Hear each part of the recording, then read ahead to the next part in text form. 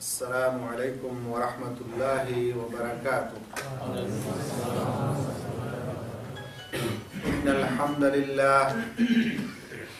إن الحمد لله نحمده ونستعينه ونستغفره ونؤمن به ونتوكل عليه ونعوذ بالله من شرور أنفسنا ومن سيئات أعمالنا.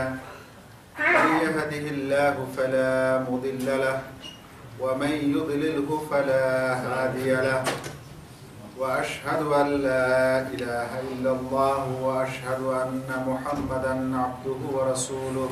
أما بعد فإن خير الحديث كتاب الله وخير الهدي هدي محمد صلى الله تعالى عليه وسلم وشر الأمور محدثاتها وكل محدثة بدعة وكل بدعة ضلالة وكل ضلالة في النار.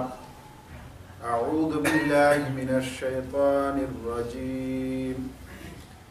ذلك بأن الله هو الحق وأن ما يدعون من دونه الباطل. সম্মানিত ইসলাম প্রিয় দ্বীনী ভাই সকল, আল্লাহ রাব্বুল আলামিনের যাবতীয় প্রশংসা এবং প্রিয় নবী মুহাম্মদ মুস্তাফা সাল্লাল্লাহু আলাইহি ওয়াসাল্লামের প্রতি অনেক অনেক দরুদ ও সালাম বর্ষিত হোক। আল্লাহুম্মা সাল্লি আলাইহি আল্লাহুম্মা বারিক আলাইহি। আলহামদুলিল্লাহ, আমরা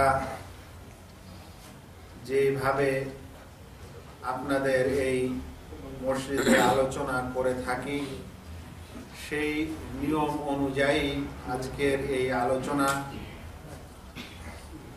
আজ যে বিষয়ে আমরা আলোচনা করার জন্য উপস্থিত হয়েছি সেই বিষয়টি প্রথমত ভাবছিলাম যে ঘুম নিদ্রা যাওয়ার আদব কি, খাওয়া দাওয়ার আদব কি, এ সম্পর্কে আলোচনা করব ভাবছিলাম, কিন্তু এর চেয়েও একটি গুরুত্বপূর্ণ আলোচনা করার ইচ্ছা হয়েছে, তাই সেটি ইনশাআল্লাহ কখনো সুযোগ হলে করা যাবে।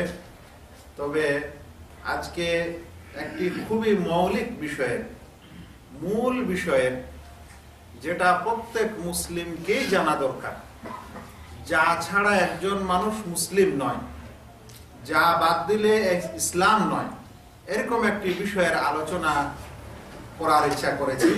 কারণ বিষয়টি মৌলিক এবং প্রত্যেক মুসলিম ভাইকে সে বিষয়ে জ্ঞান রাখা অবশ্যই প্রয়োজন ও অবশ্যই কর্তব্য। বিষয়টি হচ্ছে কালেমায়ে তাওহীদ লা ইলাহা ইল্লাল্লাহ। কালেমায়ে তাওহীদ লা ইলাহা ইল্লাল্লাহ, এই কালেমার প্রকৃত অর্থ ও ব্যাখ্যা আজকের আলোচনার বিষয়। আমরা অনেকে হয়তো যখন এই কালেমার নাম শুনলাম বা এ বিষয়ে আলোচনা শুনবো বা করব, আপনারা শুনবেন, যখন এটা শুনছেন হয়তো অনেকের মনে এটা ধারণা আছে এটা আবার কোন কোন বড় বিষয়, বা এটা তো আমিও জানি, বা এটার হয়তো বেশি প্রয়োজন নেই।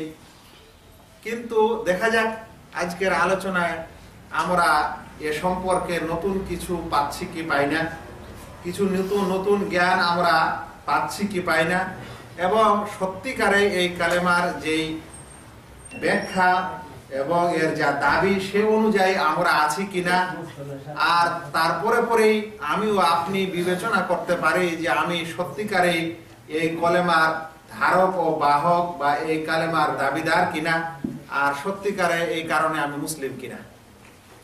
প্রথমত সংক্ষিপ্ত আকারে আপনাদের এটা জানিয়ে দিই যে লা ইলাহা ইল্লাল্লাহ কে বলা হয় কালেমা, বাংলাতে বলা হয় কলেমা। এই কলেমা বা কালেমা শব্দটি আরবি শব্দ, এর মানে হচ্ছে একটা বাক্য, একটা পূর্ণাঙ্গ বাক্য যার একটা পূর্ণ অর্থ হয়, ওকে কি বলা হয়? কালেমা বলা হয়। তো লা ইলাহা ইল্লাল্লাহ একটি এমন পূর্ণ বাক্য যার একটি পূর্ণাঙ্গ অর্থ আছে, সেই কারণে তাকে বলা হয় কালেমা। কিন্তু কালেমায়ে লা ইলাহা ইল্লাল্লাহ মানে লা ইলাহা ইল্লাল্লাহ কালেমাটি, বাক্যটি নাম হাদিস ও কোরআনে কয়েকটি নাম এসেছে। এই পূর্ণ কালেমাটির কয়েকটি নাম এসেছে। তার মধ্যে এক নম্বর হচ্ছে কালেমায়ে তাওহীদ। এই লা ইলাহা ইল্লাল্লাহকে তাওহীদের বাক্য বলা হয়। তাওহীদ মানে একমাত্র আল্লাহই হচ্ছেন ইবাদতের হকদার, তিনি ব্যতীত আর কারো ইবাদত হবে না, এর বাক্য।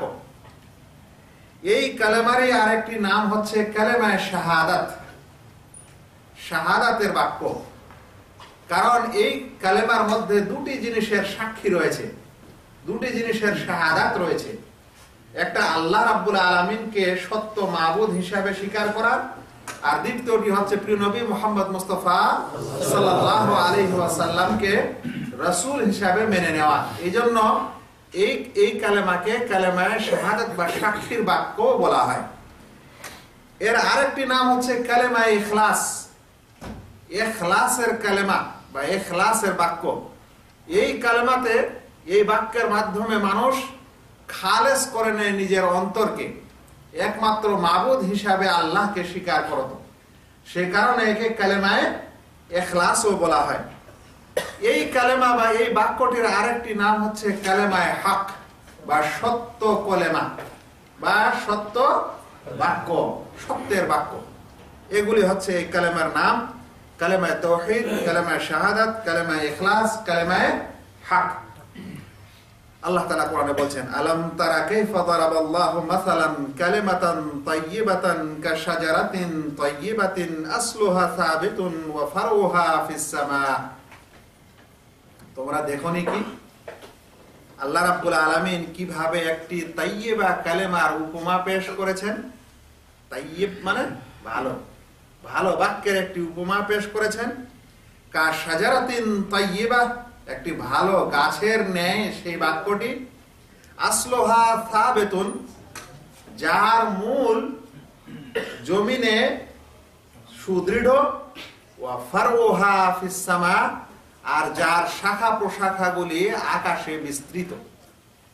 এটি হচ্ছে কালেমা তাইয়্যিবার কি উপমা, যে তার শিকড়টা মজবুত আর তার শাখা প্রশাখা ওই গাছ যেটা আকাশে বিস্তৃত। তো এই কালেমা এমন একটি যেটি হচ্ছে সুদৃঢ় হাতল, সুদৃঢ় হাতল ধরে রাখা। মানুষ যখন অসহায়, কোথাও ডুবে, কোনো কিছুর আশ্রয় চায়, ওই আশ্রয়ের সময় যদি ওকে একটা খুবই মজবুত একটা হাতল দেওয়া হয়, তাহলে তার কাছে যেমন এটা আশ্রয়স্থল, তেমন এই কালেমাটি হচ্ছে সত্যিকারে একটা সুদৃঢ় হাতলের নয়, একজন মুমিনের জন্য, একজন মুসলিমের জন্য। ওটা ধরে রাখলে আর কোনো উপায় নেই। কিন্তু আমাদের সমাজে এই কলেমার অবস্থান কি জানেন? এই কালেমার যত গুরুত্ব ও ফজিলত রয়েছে এই পয়েন্টের পরেই আমরা শুনবো।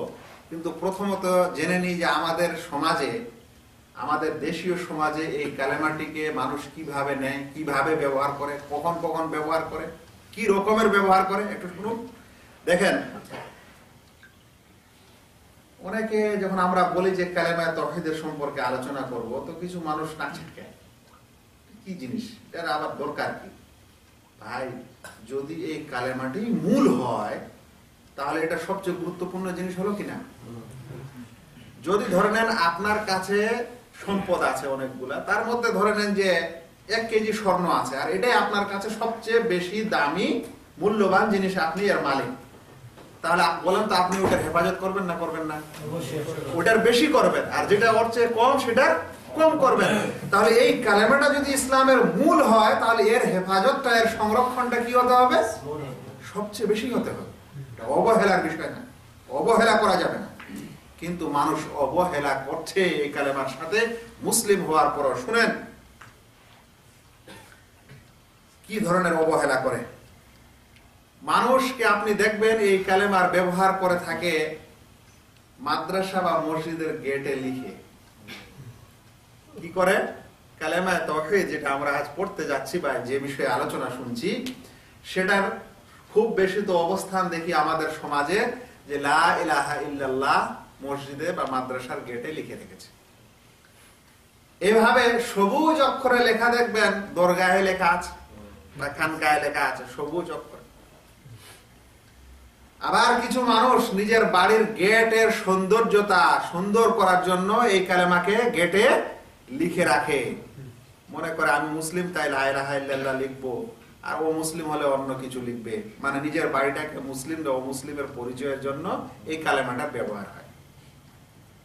আবার কিছু আর্টিস্টকে দেখবেন যারা চিত্রকলা আর্ট করে থাকে, তারা দেখবেন এরা এই কালেমার নকশা খুব তৈরি করে, বিভিন্ন ধরনের আর্ট এই কালেমার তৈরি করে করার পর বিক্রি করে, ওটাই ওর বিজনেস। মানে এই কালেমাটি একটি ব্যবসার পাত্র কিছু লোকের কাছে। আর কখনো শুনতে পাবেন এই কালেমা আর একটি সময় শুনতে পাবেন, যদি আপনি মক্তবে পড়াশোনা করেন তাহলে আপনাকে হুজুর ও মৌলভী সাহেব শিক্ষা দিবে কালেমা। যখন কায়দা শেষ হবে তখন শিক্ষা দিবে, পড়ো কালেমায়ে তাওহীদ, কালেমায়ে তামজিদ, কালেমায়ে তাইয়্যিব ইত্যাদি কালেমার নামকরণ করে। সেখানে শোনা যায় যে কিছু মানুষ আবার লা ইলাহা ইল্লাল্লাহ মুখস্থ করছে বাচ্চা কাচ্চারা। এর অবস্থান আমাদের সমাজে এরকম। আর একটি দুঃখজনক সময় এই কালেমা শোনা যায়, যখন বাড়িতে কোনো ভিক্ষুক ভিক্ষা চাইতে আসে তখন দরজাটা না খুলেই দরজার কাছে এসে বলে লা ইলাহা ইল্লাল্লাহ, 4টা ভিক্ষা দাও। মানে এই কালেমাকে ভিক্ষার জন্য ব্যবহার করা হচ্ছে। আমাদের সমাজের নিয়ম বা আমাদের সমাজের এটা একটা নীতি। আরো দেখা যায় কিছু বিবাহ শাদীর সময় যখন বিবাহ বন্ধনে আবদ্ধ হবে পাত্র পাত্রী, সেই সময় দেখা যাচ্ছে যে তাদেরকে কালেমা পাঠ করাচ্ছে, যে বাবা একটু কালেমাটা পাঠ করো, কালেমায়ে তাওহীদ পাঠ করো। আর অনেক জায়গায় 5 কলেমা নাম দিয়ে 5 কলেমা পড়ায়, মনে হচ্ছে বিবাহের পূর্বে মুসলিম হচ্ছে, ইতিপূর্বে মুসলিম ছিল না, বা কালেমাটার এখনই প্রয়োজন হয়েছে, আর জীবনে অন্য সময়ের আর দরকার এর নেই। দুঃখ লাগে এই কলেমাকে আরো শোনা যায় কিছু পীর ও মাজারের মজলিসে, যেখানে তারা জিকিরের নামে মজলিস গরম করে, সেখানে অনেক মানুষ আবার গোল হয়ে জমায়েত হয়ে এই কালেমার জিকির করতে শোনা যায়। এমন জোরে জিকির হয় যে গ্রামের মানুষের ঘুম ভেঙে যায়। আর অনেক সময় এই কলেমাকে ভেঙে টুকরা টুকরা করে এর অপদস্থ করেও জিকির করা হয়। কেউ আবার লা ইলাহা লা ইলাহার জিকির চলছে, কেউ আবার ইল্লাল্লাহ ইল্লাল্লাহ চালাচ্ছে, কেউ আবার আল্লাহ আল্লাহর চালাচ্ছে, কেউ আবার হু হুর চালাচ্ছে।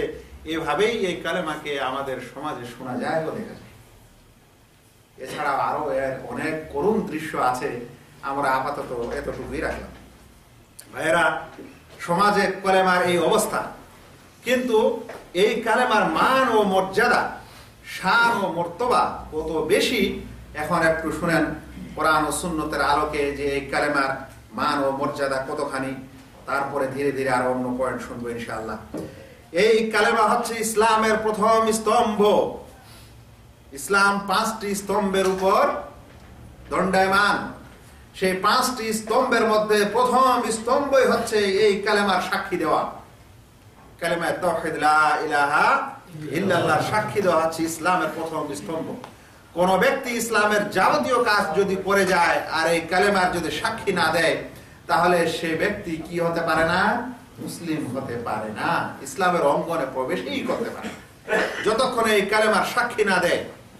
সেই কারণে যেই হাদিসে জিবরিল আল্লাহ রাসূল সাল্লাল্লাহু আলাইহি সাল্লামকে ফেরেশতা জিবরিল আলাইহিস সালাম মানুষের সুরতে ইসলামের শিক্ষা দিতে এসেছিলেন, সেই হাদিসের প্রথম প্রশ্নটি ছিল যে ইয়া মুহাম্মদ আখবিরনি আনিল ইসলাম, মুহাম্মদ আমাকে ইসলাম সম্পর্কে বলো, ইসলাম কাকে বলে।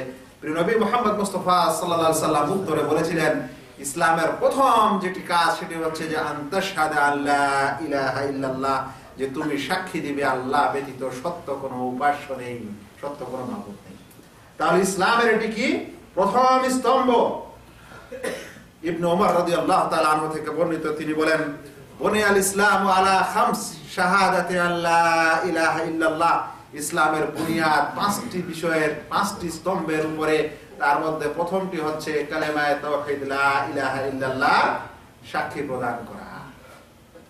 ভাই, নামাজের অনেকগুলা বিধান আছে না নাই? নামাজ কি, কত প্রকারের নামাজ, কিভাবে পড়তে হয়, নামাজের পূর্বে শর্ত কি, নামাজের ভিতরে কি, নামাজের বাইরে কি, ইত্যাদি কতগুলো বিধান আছে। রোজার আছে না নাই? হজের আছে না নাই? যাকাতের আছে না নাই? কিন্তু প্রথম স্তম্ভ কালেমায়ে তাওহীদের বিধান কতদিন শুনেছেন, কয়জন মানুষের মুখে শুনেছেন, কতবার শুনেছেন চিন্তা করেন তো। যেমন নামাজ রোজার বিধান শুনেন, তেমন কি কালেমায়ে তাওহীদের বিধান শুনেছেন? তাহলে ইসলামের প্রথম স্তম্ভটির বিধিবিধান সম্পর্কে আলোচনা কম, অন্যান্য স্তম্ভের সম্পর্কে আলোচনা আছে। তাই আমাদের প্রয়োজন ইসলামের এই প্রথম স্তম্ভের সম্পর্কে জানা, খুবই প্রয়োজন। শুনেন, যেটি প্রথম কথা সেটি হলো, এটা হলো ইসলামের প্রথম স্তম্ভ। দ্বিতীয় কথা হলো ঈমানের সর্বোচ্চ মর্যাদা সম্পন্ন শাখা হচ্ছে এই কালেমায়ে তাওহীদ। ঈমানের যতগুলি শাখা প্রশাখা আছে তার মধ্যে সর্বোচ্চ ও সর্বোত্তম শাখা কি? এই কালেমায়ে তাওহীদ, লা ইলাহা ইল্লাল্লাহ। প্রিয় নবী মুহাম্মদ মুস্তাফা সাল্লাল্লাহু আলাইহি ওয়াসাল্লাম বলেন, আল ঈমানু বিদউন ওয়া সাবউনা শুবা আও বিদউন ওয়া সিত্তুনা শুবা। ঈমানের 70টিরও অধিক বা 60এরও অধিক শাখা প্রশাখা রয়েছে। ঈমান যার নাম, সেই ঈমানের 60-এর বা 70-এর অধিক কি রয়েছে? শাখা প্রশাখা রয়েছে। ফাআফযালুহা কাউলু লা ইলাহা ইল্লাল্লাহ। তোর মধ্যে সর্বোত্তমটি হচ্ছে লা ইলাহা ইল্লাল্লাহ বলা, আর সবচেয়ে নিম্নটি হচ্ছে ইমাতাতুল আযা আনিত তারিক, রাস্তা থেকে কষ্টদায়ক বস্তুকে সরিয়ে দেওয়া। আর ওয়াল হায়াউ শুবাতুম মিনাল ঈমান, আর লজ্জা হচ্ছে ঈমানের একটি অঙ্গ। হাদিসটিকে ইমাম মুসলিম বর্ণনা করেছেন। তাহলে ঈমানের সর্বোত্তম শাখা কোনটি? লা ইলাহা ইল্লাল্লাহ বলা। ইসলামের প্রথম স্তম্ভ কি? লা ইলাহা ইল্লাল্লাহ। ঈমানের সর্বোত্তম শাখা কি? লা ইলাহা ইল্লাল্লাহ। দেখেন, এই লা ইলাহা ইল্লাল্লাহ হচ্ছে নবীগণের দাওয়াতের মূল কথা। যত নবী পৃথিবীতে এসেছিলেন শুরু থেকে নিয়ে শেষ পর্যন্ত, তার সংখ্যা যতই হোক না কেন, 25 হোক বা 1,25,000 হোক বা 24,000 হোক, যে সকল মতামত এসেছে যতই হোক না কেন, সকল নবীগণের দাওয়াতের মূল কথা ছিল লা ইলাহা ইল্লাল্লাহ। শুনেন কিভাবে মূল। আল্লাহ তাআলা কোরআনে বলছেন, ওয়া মা আরসালনা মিন ক্বাবলিকা মির রাসূল, আমি তোমার পূর্বে যত রাসূল প্রেরণ করেছি না কেন, ইল্লা নূহি ইলাইহি আন্নাহু লা ইলাহা ইল্লা আনা ফা'বুদুন, কিন্তু আমি তাদেরকে এই আদেশ করেছি যে আল্লাহ ব্যতীত, লা ইলাহা ইল্লাল্লাহ, আল্লাহ ব্যতীত সত্য কোনো উপাস্য নেই, তাই তোমরা সকলে আমারই ইবাদত করো। তাহলে সকল নবীগণকে কিসের দাওয়াত দিতে বলা হলো? লা ইলাহা ইল্লাল্লাহ, যে আল্লাহ ব্যতীত সত্য কোনো উপাস্য নেই। সূরা আম্বিয়া 25 নম্বর আয়াত। তাহলে কি বোঝা যাচ্ছে? ইসলামেরও প্রথম স্তম্ভ, ঈমানেরও সর্বোচ্চ শাখা এবং নবীগণের দাওয়াতের মূল স্তম্ভ, মূল কথা। এই কলেমাটি হচ্ছে জাহান্নাম থেকে বাঁচার বড় উপায়।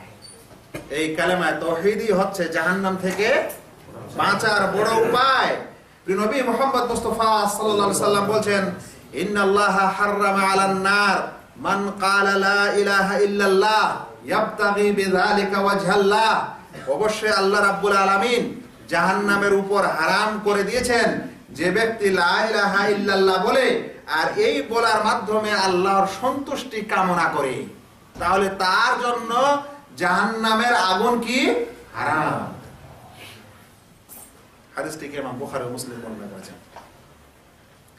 এই কালেমা যখন মানুষ সুন্দর করে ওযু করার পর পড়ে, তখন তার জন্য জান্নাতের সকল দরজা খুলে দেওয়া হয়।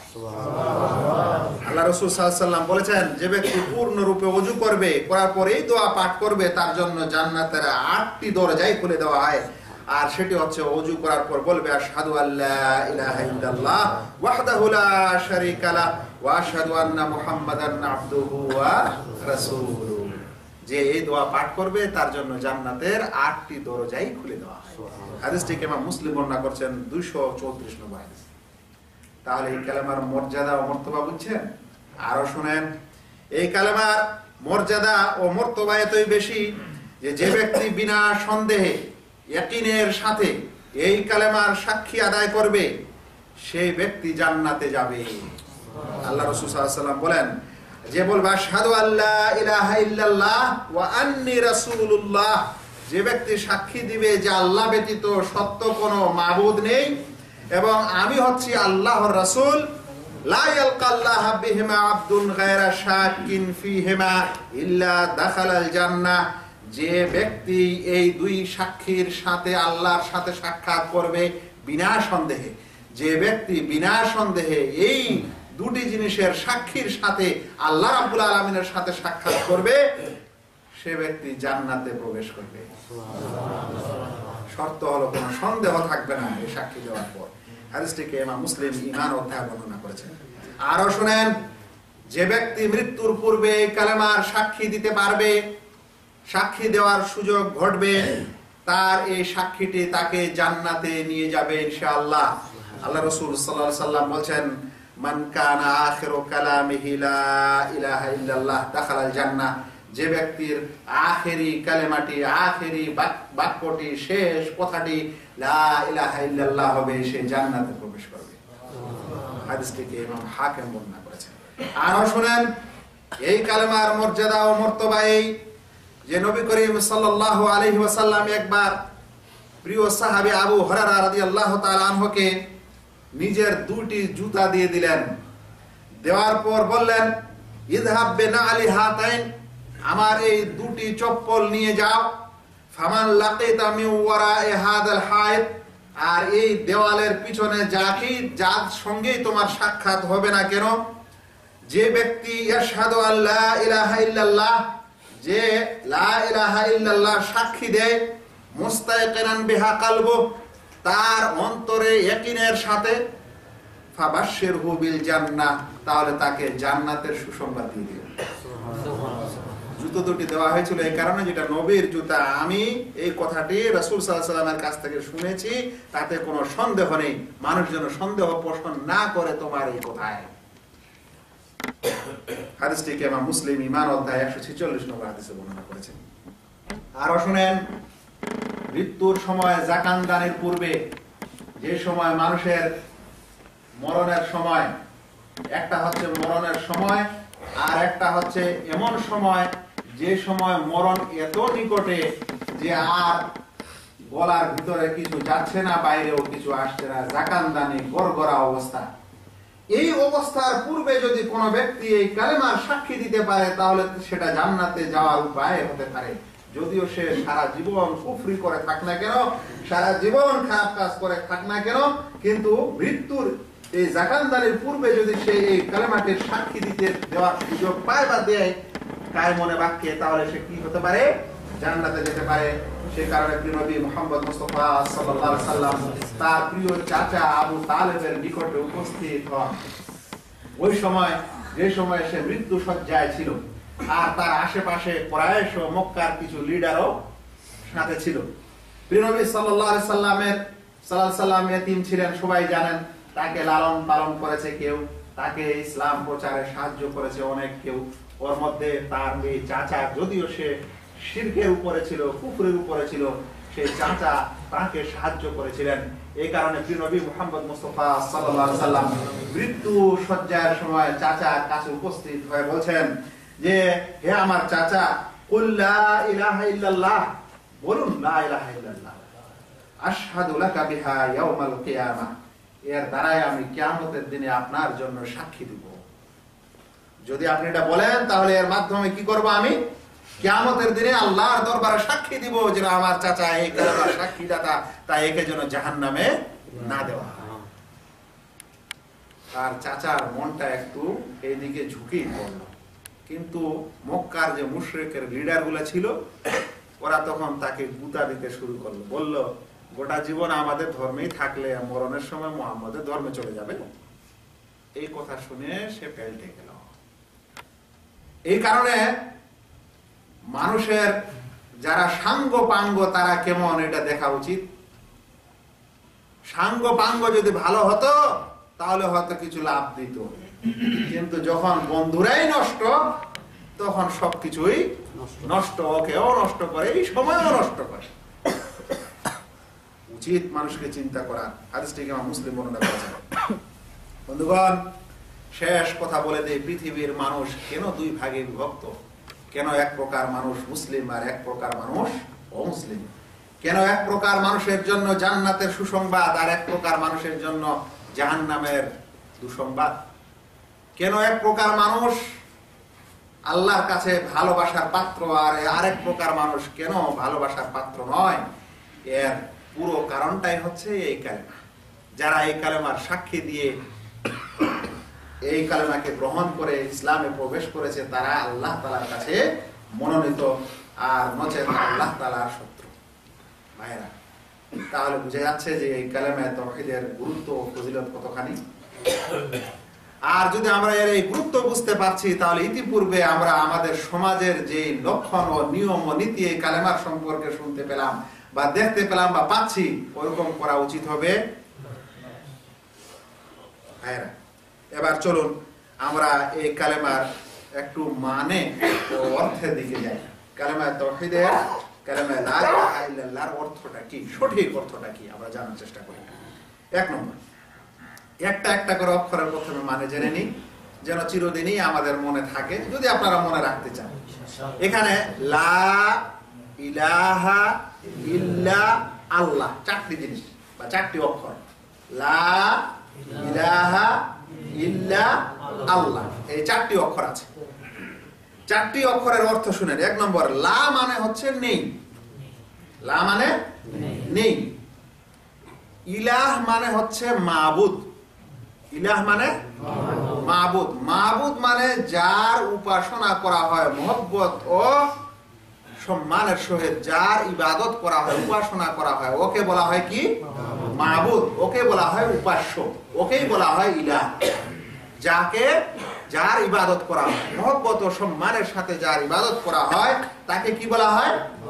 মাবুদ বলা হয়। তাকেই উপাস্য বলা হয়, তাকেই ইলাহ বলা হয়। তো এখন কি হলো তাহলে?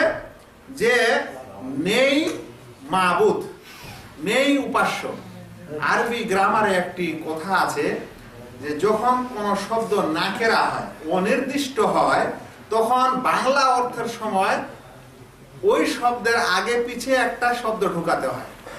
নেই মাবুদ মানে নেই কোন মাবুদ। এই কোন শব্দটি যেহেতু ইলাহ শব্দটি নাকেরা অনির্দিষ্ট, সেই কারণে এর অনুবাদের সময় কোন কিছু এরকম ইত্যাদি শব্দ অ্যাড হয়। তো লা ইলাহা এর কথাটির বাংলা অর্থের সময় কি করতে হবে? নেই কোন মাবুদ।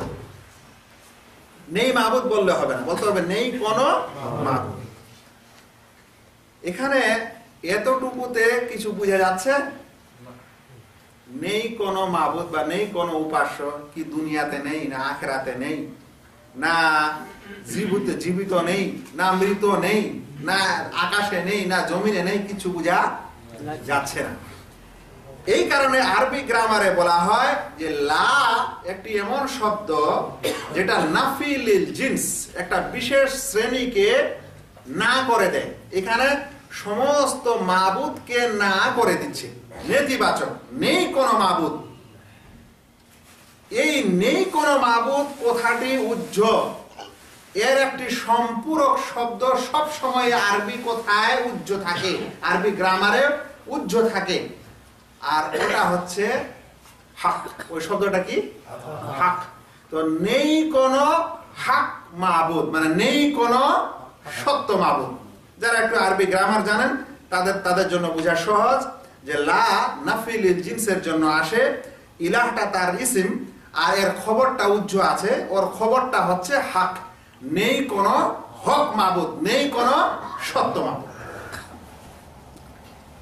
মানুষেরা এই ব্যাকরণ জানুক বা না জানুক, আমি দেখেছি আমাদের দেশের অনেক বুড়া মানুষ কিন্তু ব্যাকরণ না জেনেই এই মানে করে। বলবেন এটা কেমন কথা? যখন একামত দেওয়া হয় নামাজের জন্য, দেওয়ার পর যখন শেষে বলা হয় লা ইলাহা ইল্লাল্লাহ, তখন কিছু মানুষকে আমি বলতে শুনি হক লা ইলাহা ইল্লাল্লাহ। এই হকটা কোথা থেকে আসলো রে ভাই? একে তো কেউ গ্রামার শিখায়নি। কিন্তু আসলে লা ইলাহা বিহাক্কিন, নেই কোন হক মাবুদ, নেই কোন সত্য মাবুদ আল্লাহ ছাড়া।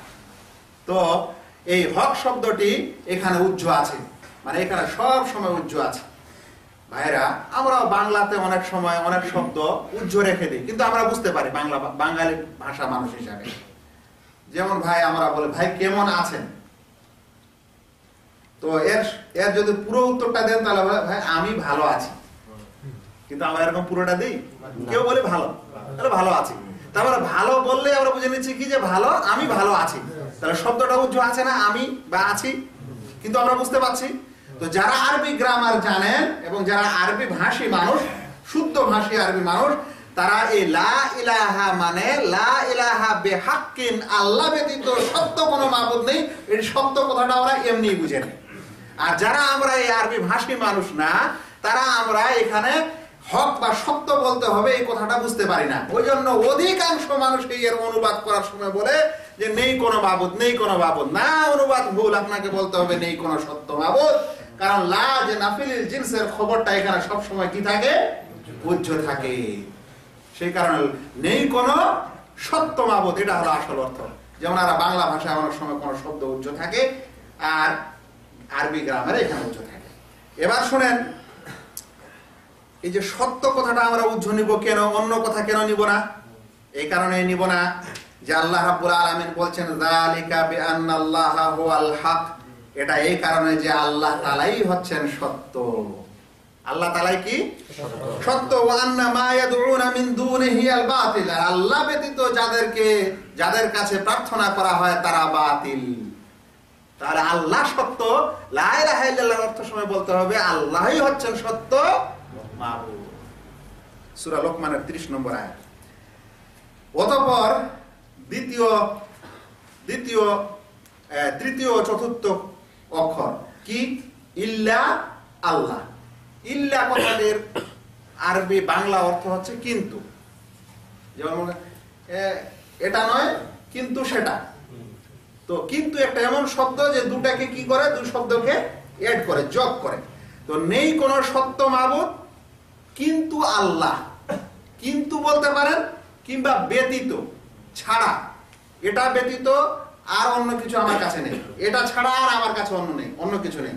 তো ইল্লা শব্দটির অর্থ হবে কি? ব্যতীত বা ছাড়া। তো নেই কোনো সত্য মাবুদ আল্লাহ ছাড়া, আল্লাহ ব্যতীত, আল্লাহ ছাড়া, আল্লাহ ব্যতীত নেই কোনো সত্য মাবুদ। এই আল্লাহ শব্দটি কোরআনে প্রায় 2700 বার এসেছে। আর আল্লাহ শব্দটি হচ্ছে আল্লাহ রাব্বুল আলামিনের জাতি নাম, তার সত্তাগত নাম, আসল নাম। আর এছাড়া বাকি সকল নাম তার হচ্ছে গুণগত নাম। আল্লাহ তাআলা কোরআনে বলেছেন ওয়ালিল্লাহিল আসমাউল হুসনা ফাদউহু বিহা। আল্লাহ রাব্বুল আলামিনের অনেকগুলো সুন্দর সুন্দর নাম আছে, সেই নাম দ্বারা তোমরা আল্লাহর কাছে দোয়া করো। আল্লাহ রাব্বুল আলামিন আরো বলেছেন কুলিদুল্লাহ আবিদুর রহমান, তোমরা আল্লাহই বলো বা রহমানই বলো। মানে আল্লাহ বলে ডাকো যেটা মূল নাম, কিংবা রহমান বলে ডাকো যেটা তার গুণগত নাম। আইয়াম্মা তাদউ ফালাহুল আসমাউল হুসনা, তোমরা যে নাম দিয়ে ডাকো না কেন আল্লাহর সকল নামই সুন্দর সুন্দর।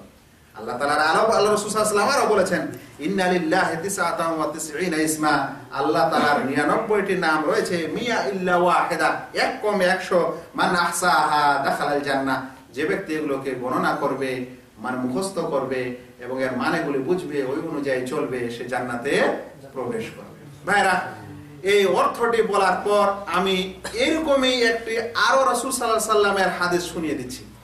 লা ইলাহা ইল্লাল্লাহ, নেই কোনো সত্য মাবুদ আল্লাহ ছাড়া। আল্লাহ রাসূল সাল্লাল্লাহু আলাইহি ওয়াসাল্লামের এরকম একটা আরো হাদিস শুনেন, ঠিক এই ওজনে, মানে এই পরিমাপে, এই কাঠামোতেই দেখেন আল্লাহ রাসূল সাল্লাল্লাহু আলাইহি ওয়াসাল্লাম বলেন লা সালাতা ইল্লা বিফাতিহাতিল কিতাব। নেই সালাত, মানে নেই কোনো সালাত, লা ইলাহা নেই কোনো মাবুদ, লা সালাত নেই কোনো সালাত, ইল্লা বিফাতিহাতিল কিতাব, কিন্তু ফাতিহাতুল কিতাব ছাড়া, মানে সূরা ফাতিহা ছাড়া। তো নেই কোনো নামাজ। আবার এখানে একটি কথা উজ্জ আছে, কারণ যেমন আল্লাহ তাআলার ওখানে ওই শব্দের লায়না ফি জিনসের উজ্জ আছে, আর ওখানে উজ্জটা হলো হক। তো লা সালাত এখানে কি উজ্জ আছে? অধিকাংশ ওলামা বলছেন লা সালাতা বিসাহিহা, নেই কোনো শুদ্ধ নামাজ। কি ব্যতীত? সূরা ফাতিহা ব্যতীত। মানে নামাজ শুদ্ধ হয় না সূরা ফাতিহা ব্যতীত। রাসূল সাল্লাল্লাহু আলাইহি ওয়াসাল্লাম আরো বলেছেন লা নিকাহা ইল্লা বিওয়ালি, নেই কোন নিকাহ মানে নেই কোন সহিহ নিকাহ কি ব্যতীত, ইল্লা বিওয়ালি, ওয়ালি ব্যতীত। আশা করি বুঝেছেন যারা বিশেষ করে একটু আরবি শিক্ষিত, যে লা ইলাহা ইল্লাল্লাহ, ইলাহা অর্থ করার সময় ইলাহ শব্দটির খবর এটি উজ্জ আছে আর ওটি হচ্ছে সত্য। আর এই অর্থটা অনেকেই ভুল করে, অনেকে বলেই না। যেমন আপনাদেরকে একটু বোঝানোর চেষ্টা করলাম যে লা সালাতা ইল্লা বিফাতিহাতিল কিতাবের সময় যেমন উজ্জ থাকে লা সালাতের পর, লা নিকাহা ইল্লা বিওয়ালিনের সময় লা নিকাহার পর যেমন একটি শব্দ উজ্জ থাকে আরবি গ্রামারে, তেমন লা ইলাহা অর্থের সময়ও একটি শব্দ উজ্জ আছে আর সেটি হচ্ছে বেহাক, অর্থাৎ লা ইলাহা নেই কোন সত্য মাবুদ, নেই কোন হক মাবুদ আল্লাহ ছাড়া। তাহলে লা ইলাহা ইল্লাল্লাহর সঠিক অর্থ হলো আল্লাহ ব্যতীত সত্য কোন মাবুদ নেই, আল্লাহ ব্যতীত সত্য কোন উপাস্য নেই, আল্লাহ ছাড়া সত্য কোন, আল্লাহ ব্যতীত সত্য কোন উপাস্য নেই, ইলাহ নেই বা মাবুদ নেই। এই আরবি শব্দ আল্লাহ শব্দটির কিছু বৈশিষ্ট্য আছে যেটা অন্য শব্দে নেই। আল্লাহ ছাড়া অন্যান্য মানুষ যে নামে আল্লাহকে ডাকে, ধরেন কেউ ডাকে বলে ঈশ্বর, বলে না? যখন সে ঈশ্বর বলে জানেন ওর মুআন্নাস বা ওর স্ত্রীলিঙ্গ হয় ওই শব্দটির, ঈশ্বরের স্ত্রীলিঙ্গ ঈশ্বরী, ঈশ্বরী না? ভগবান, ভগবান হচ্ছে পুংলিঙ্গ, স্ত্রীলিঙ্গ হচ্ছে ভগবতী। গড, গড মানে আল্লাহ করা হয় যারা গড বলে, গডেরও স্ত্রীলিঙ্গ হয়, স্ত্রীলিঙ্গ হচ্ছে গডেস। দেখছেন আল্লাহ শব্দটি ছাড়া যতগুলো শব্দ আছে আল্লাহকে বলার জন্য অন্য ভাষায় দেখা যাচ্ছে সেটার স্ত্রীলিঙ্গ বের হয়, কিন্তু আল্লাহ শব্দতে স্ত্রীলিঙ্গ বের হয় না, বের করা যায় না। যাই হোক, আমরা এতক্ষণে আল্লাহ বা লা ইলাহা ইল্লাল্লাহ শব্দটির অর্থ ভালোভাবে জানার চেষ্টা করলাম। এই কালেমাটার দিকে লক্ষ্য করেন, এই কালেমার অর্থ এটা নয়, কালেমাটার যখন সঠিক অর্থ আপনারা জানছেন তখন এটা আপনারা বুঝতে পারছেন যে এর অর্থ এটা নয় যে আল্লাহ আল্লাহ আছে বা আল্লাহ সব স্থানে আছে বা আল্লাহর উপর ঈমান আনো। এই কালেমাটার অর্থ কি এটা?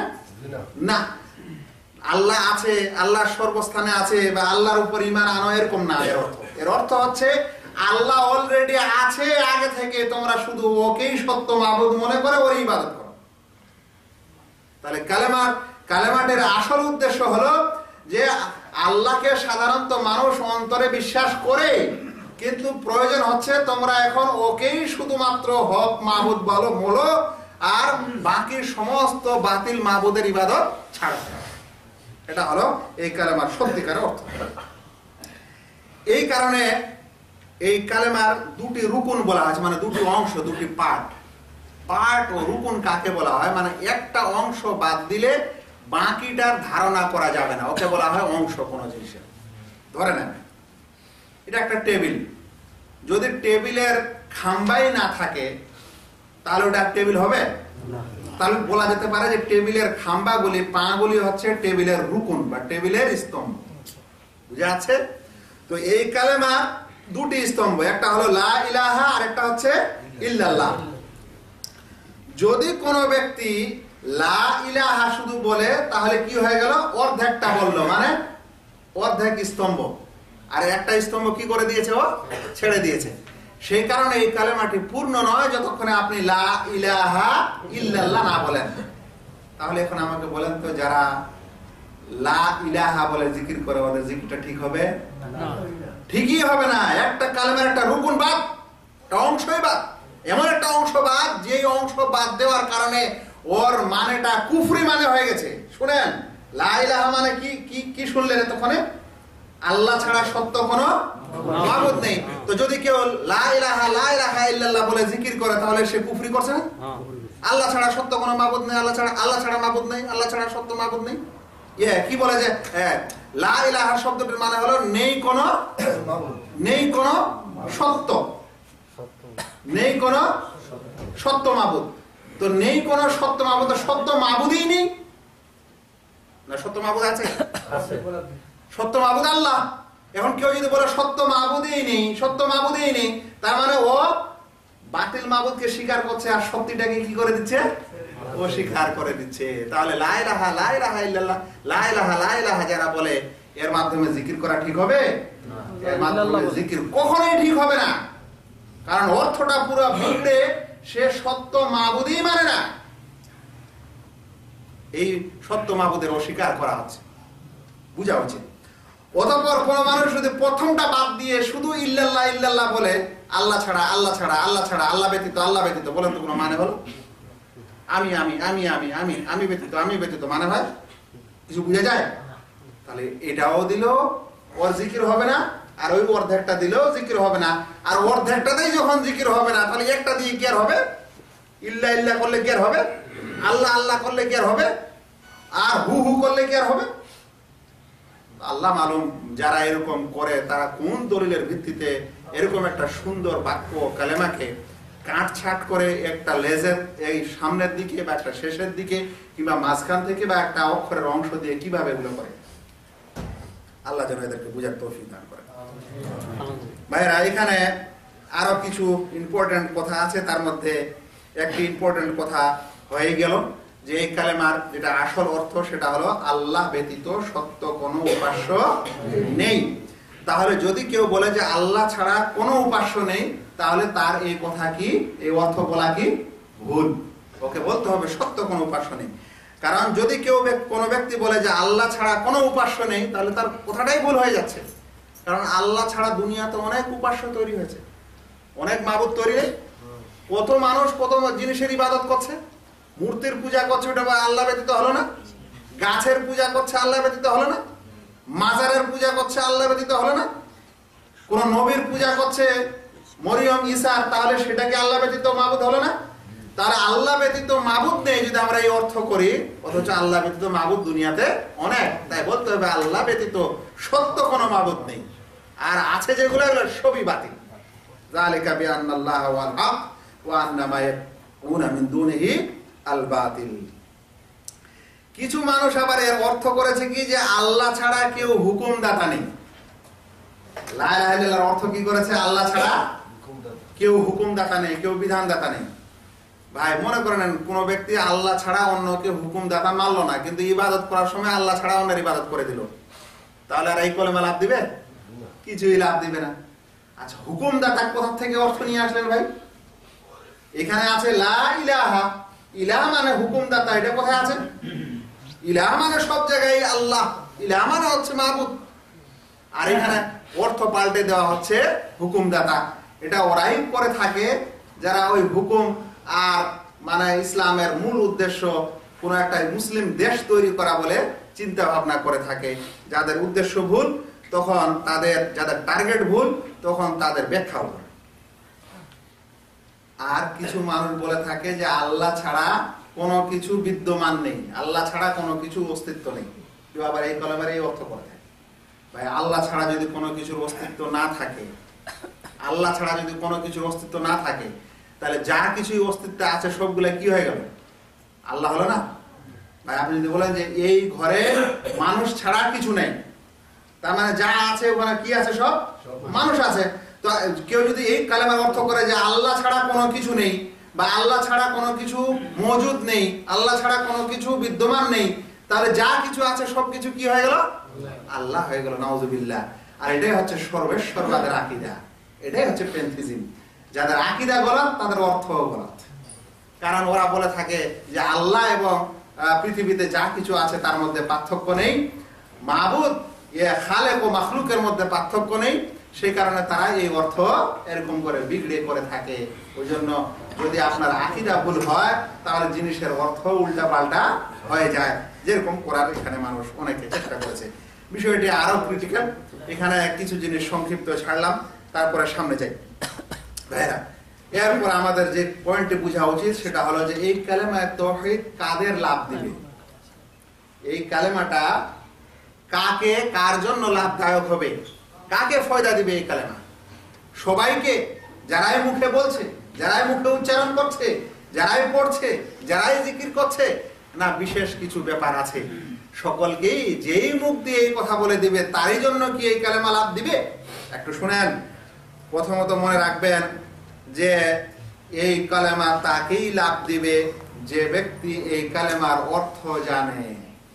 এই কালেমার কি জানে? অর্থ জানে। যদি কোনো জিনিস বিনা অর্থেই আপনি বলে থাকেন তাহলে আসলে ওটা কোনো শব্দ হলো না, এটা বুলি হলো।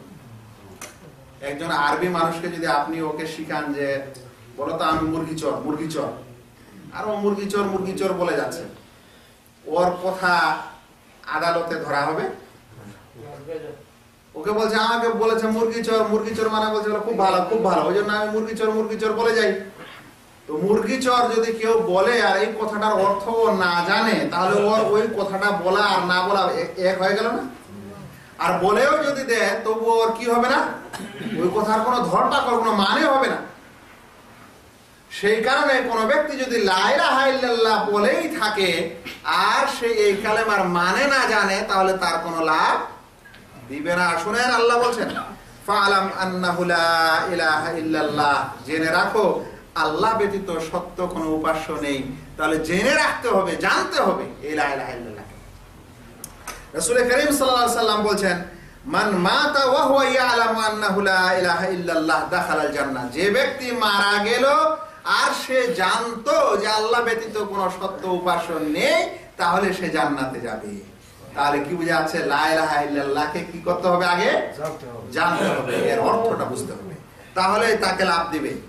দ্বিতীয় নম্বর, এই কালেমা বলার পর কোনো সন্দেহ থাকবে না। এই কালেমার মধ্যে কোনো সন্দেহ তার অন্তরে থাকবে না। আল্লাহ সত্য মাবুদ, তাই তিনি সত্য উপাস্য। আমার অন্তরে কোনোদিন আল্লাহ ব্যতীত অন্যের উপাসনার কথাই আসতে পারে না। আমার অঙ্গ প্রত্যঙ্গের দ্বারা আর কোনোদিন আল্লাহ ব্যতীত অন্যের ইবাদত হতে পারে না। আমার মনে কোনোদিন এই আল্লাহ সত্যি আর অমুক প্রতিমাও সত্যি আর অমুক গাছও সত্য আর অমুক মাজারও সত্য আর অমুক বাবাও সত্য, সেই জন্য আর ওরও ইবাদত আর তারও ইবাদত, এ সকল হচ্ছে এই সন্দেহের বিপরীত বা এই ইয়াকিনের বিপরীত।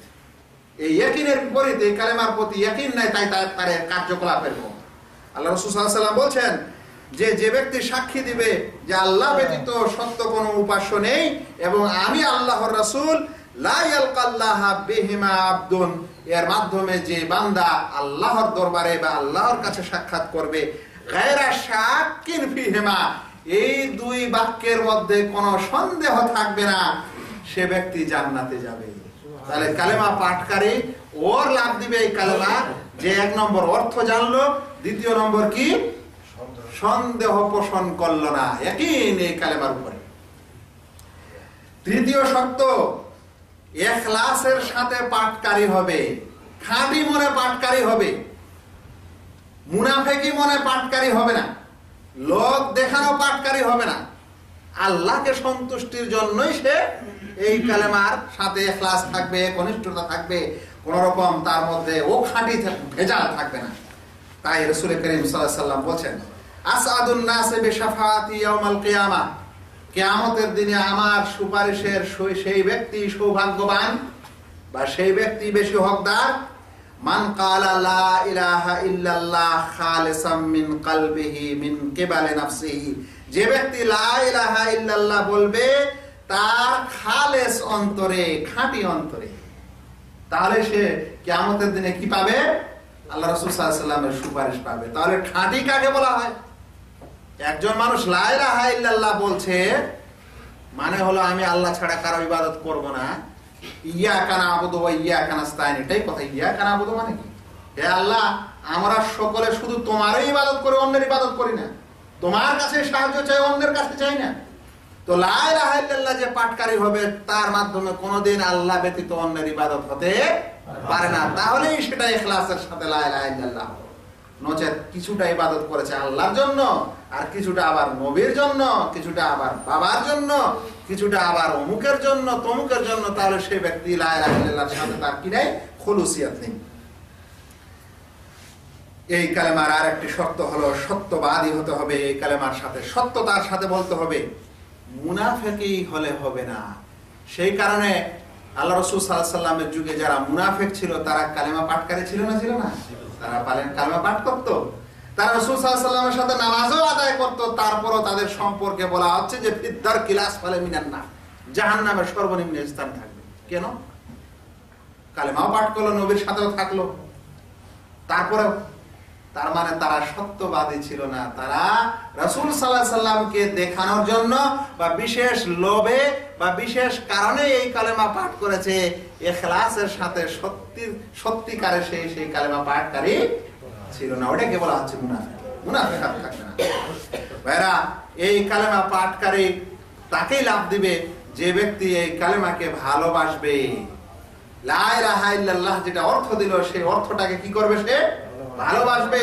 আল্লাহকে মাবুদ হিসাবে, একমাত্র মাবুদ হিসাবে স্বীকার করার পর ভালোবাসবে, জবরদস্তি নয়। ওই ব্যক্তির লাভ দিবে যে ব্যক্তি এই কালেমা পাঠ করার পর এর আনুগত্যশীল হবে। এই কালেমার কি হবে? আনুগত্য হবে, আনুগত্যকারী হবে, মানে মানবে এই কথাটি না, তাহলে মুখে বলে বেড়াবে না। তারপরে তাকেই গ্রহণ সেই কালেমা লাভ দিবে যে এটাকে সাদরে মনে প্রাণে গ্রহণ করে নেবে।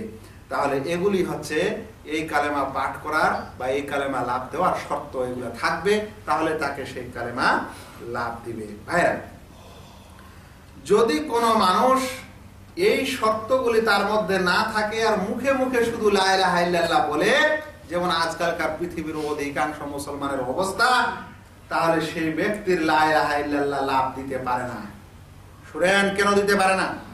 আমি বারংবার একটি উদাহরণ দিই যে ভাই, আপনি দেশ থেকে বিদেশে এসেছেন, এখানে আপনার একটা মালিক আছে যাকে সৌদি আরবে বলা হয় কফিল, আসলে হলো কাফিল, কিংবা সেটা একটা ব্যক্তি হতে পারে, একটা সংস্থা হতে পারে, আর কিছু হতে পারে। আপনি যদি বারবারই এই কথা সকাল বিকালে বলেন যে আমার কফিল, আমি সাক্ষী দিচ্ছি যে তুমি আমার কফিল, আমি সাক্ষী দিচ্ছি যে তুমি আমার কফিল, কিন্তু তোমার কাজ আমি করবো না, আপনাকে চাকরি দিবে? আপনাকে বেতন দিবে? আপনি বেতন পাওয়ার হকদার হবেন? আপনি স্যালারি পেতে পারেন? আমি সাক্ষী দিচ্ছি যে তুমি আমার কফিল, এটা আমি সাক্ষী, সকাল বিকাল 112 জপলেন, কিন্তু তোমার কাজ করবো না, তোমার চাকরি করবো না, বেতন পাবেন? তার মানে হলো এই যে শুধু সাক্ষীতে কি আসে না, কাজে দেয় না, যতক্ষণ ওটা আমলে কাজে বাস্তবায়ন না করা হয়। শুধু কালেমার সাক্ষীতে কোনো কাজে দিবে না যতক্ষণে আপনি এই কালেমা সাক্ষী দেওয়ার পর আমল না করেন। আর এটাই আমাদের বড় ঘাটতি। মুসলিম অনেক কালেমা লা ইলাহা ইল্লাল্লাহ বলতে এমনি বলে দেয়, মানেও বুঝে না, আর ওর সন্দেহ ইত্যাদি যেগুলো শব্দ শুনলেন, এগুলোর কোনো তোয়াক্কা নেই, আর জান্নাত পাওয়ার আশা করে বসে আছে, আর আমল কিছু করে না। শুনেন, আল্লাহ রাব্বুল আলামিন কোরআনে যেখানে ঈমানের কথা বলেছেন সেখানে সৎ আমলের কথা বলেছেন। ইল্লাল্লাযীনা আমানু ওয়া আমিলুস সালিহাত, কিন্তু যারা ঈমান এনেছে এবং সৎ কাজ করেছে। শুধু ঈমান এনেছে আর জান্নাত দিয়ে দিব এরকম আয়াত আসে না, আসে যারা ঈমান এনেছে এবং সৎ কাজ করেছে। আর যেখানে সৎ কাজের কথাটি নেই সেখানে সৎ কাজটা ধরে নিতে হবে, কারণ ঈমান শব্দটি যখন একাই কথা ব্যবহার হবে তখন ওর অর্থ ঈমান ও ইসলাম দুটি। তাই আন্তরিকভাবে বিশ্বাস এবং আমল দুটি তার অর্থ হবে।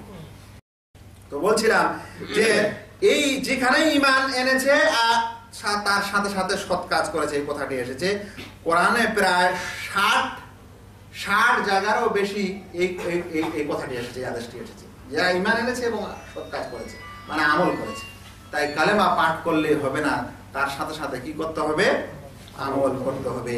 আমাদের একজন সালাফে সালেহ ছিলেন, তাকে একদা এক ব্যক্তি, এরকম কালেমা পাঠকারী ব্যক্তি এসে হুজ্জত করছিল তার সামনে, এসে বলছে যে আচ্ছা, কালেমা তাওহীদ লা ইলাহা ইল্লাল্লাহ কি জান্নাতের চাবি নয়? আমাদের একজন বিজ্ঞ সালাফে সালেহিন আলেমকে বলছেন যে কালেমা লা ইলাহা ইল্লাল্লাহ কি জান্নাতের চাবি নয়? তিনি বলছেন হ্যাঁ, জান্নাতের চাবি। তাহলে আমি লা ইলাহা ইল্লাল্লাহ পাঠ করেছি, জান্নাতে যাব? আমার চাবি আছে, আমি জান্নাত খুলে চলে যাব? তখন তিনি বললেন যে বলো তো, যত দুনিয়াতে চাবি হয়, চাবিটা কি এরকম সোজা সাপটা হয় না ওর দাঁত হয়? দুনিয়াতে কোনোদিন এরকম চাবি দেখেছেন যে দাঁত ছাড়াই চাবি? দাঁত ছাড়া চাবি হলে সব কাঁটাই চাবি হয়ে যেত, যত কাঁটা আছে। কিন্তু প্রত্যেক চাবির কি হয়? দাঁত হয়, 1 2 দাঁত, 3 টান, 2 টান, 1 টান, লম্বা টান, হ্যাঁ, উপর নিচে টান, যেরকমই হোক, ওগুলো হচ্ছে দাঁত। তো তিনি বলছেন আচ্ছা, জান্নাতের চাবি বটে, তুমি জান্নাতে চলে যাবে ভাবছো। বলো তো চাবি কি কোনোদিন দাঁত ছাড়া হয়? দাঁতবিহীন চাবি হয়? বলছে না, হয় না। বলছে সেটাই, ওই দাঁতগুলাই হচ্ছে তোমার জান্নাতে যাওয়ার চাবির দাঁত, আর সেগুলো হচ্ছে আমল। তুমি চাবি পেয়েছো বটে, কিন্তু চাবিতে দাঁতের দরকার আছে, আর ওই দাঁতগুলি হচ্ছে যখন তুমি কি করবে, আমল করবে। এটা যতক্ষণে করতে পারবে না ততক্ষণে তোমার এই লা ইলাহা ইল্লাল্লাহ বললেও লাভ দিবে না, আর তোমার ওই চাবি পূর্ণ চাবি হবে না, সোজা সাপটা চাবি দিয়ে তালাও খুলবে না, জান্নাতে যাওয়া যাবে না। সেই জন্য ভাইরা, কালেমায়ে তাওহীদ তো বলতে হবে, সেটার এই অর্থ জানতে হবে, তার শর্তগুলোও খেয়াল রাখতে হবে, এবং তার সাথে সাথে আমল করতে হবে, তারপরেই সেই কালেমাটি লাভ দিবে, নচেত কোনো লাভ দিতে পারে না। শেষ কথা বলে দিতে চাই যে ভাই, কালেমায়ে তাওহীদের মানে এটা নয় যে আপনি 10 জন, 20 জন, 100 জন, 1000 মানুষকে নিয়ে বসে বসে জপবেন, জপে জপে জিকির করবেন না। প্রথমত রাসূল করিম সাল্লাল্লাহু আলাইহি সাল্লাম এই কালেমার যা মর্যাদা ও মর্তবা বয়ান করেছেন এবং এর যা কিছু বৈশিষ্ট্য বর্ণনা করেছেন, সেখানে শুধুমাত্র সবকে মিলে একসাথে জিকির করতে হবে, লা ইলাহা ইল্লাল্লাহ, লা ইলাহা ইল্লাল্লাহ, এরকম জিকির করতে হবে। রাসূল করিম সাল্লাল্লাহু আলাইহি সাল্লাম তার সাহাবাদেরকে নিয়ে কখনো এরকম মজলিস করেননি। তাই লা ইলাহা ইল্লাল্লাহর মর্যাদা ও সম্মান ও বিধিবিধান আলাদা, আর যারা এরকম মাহফিল করে তারা এটা বানিয়েছে। আর তারা শুধু মুখেই উচ্চারণ করছে, ওখানকার অধিকাংশ মানুষের অর্থ জানে? বলেন তো, জানে? অথচ আল্লাহ বলছেন ফাআলাম আন্নাহু লা ইলাহা ইল্লাল্লাহ, জেনে রাখো আল্লাহ ব্যতীত সত্য কোনো উপাস্য নেই। অধিকাংশ মানুষ যারা এখানে লা ইলাহা ইল্লাল্লাহ পাঠ করছে, তারা কি আমলকারী? পরে 12টার পর্যন্ত জিকিরকারী ফজরের নামাজে আসে? তাহলে আমলকারী নয়, শুধু মুখেই বলে। অধিকাংশ মানুষ যারা এখানে লা ইলাহা ইল্লাল্লাহ পড়ছে, তারা শুধু একদিনই একটা সময় পড়তে এসেছে, বাকি সময় আর পাঠ করে? বাকি সময় আর পাঠ করে না।